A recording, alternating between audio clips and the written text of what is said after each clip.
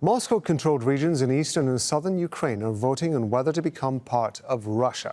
The referendums are taking place in Luhansk, Donetsk, Zaporizhia and Kherson. That's about 15% of Ukraine's territory. Kyiv and its Western allies say the vote's a sham and an unlawful land grab. It comes as Ukrainian forces continue to recapture swaths of territory in a major counter-offensive. Well, for more on today's referendum, let's speak to Hoda Abdel-Hamid. She's joining us live from Pokrovsk in Ukraine. Give us some background to this. What's going on? Why is the referendum being held? Well, people are being asked whether they want to join the Russian Federation or not. Now, this has been a long time in the coming. The ground for all of this has been set back in 2014 when the pro-Russian separatists in Donetsk and Lugansk regions first started making their demands. At the time, they had proclaimed these two republics. They said they were independent from Ukraine, but no one had recognized them for about 8 years, not until 2 days before this war started.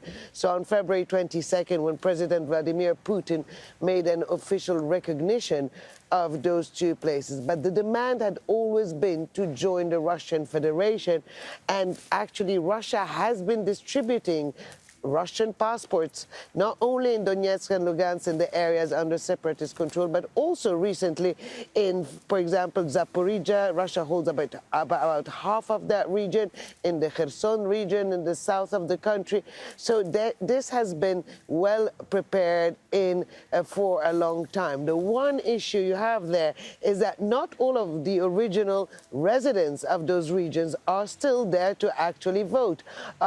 The vast majority of people living in Donetsk and Lugansk had already left 8 years ago. More left when the war started, either towards Ukraine or towards Russia. So you have the issue about who exactly is voting and how can that be legitimate, considering that the original residents are not in those areas at this point.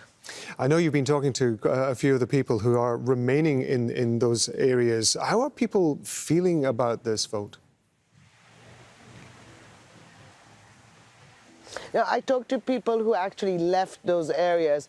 Many of them reached Zaporizhia on the Ukrainian control side. That would be their first stop to then move further westward towards Western Ukraine or even Poland.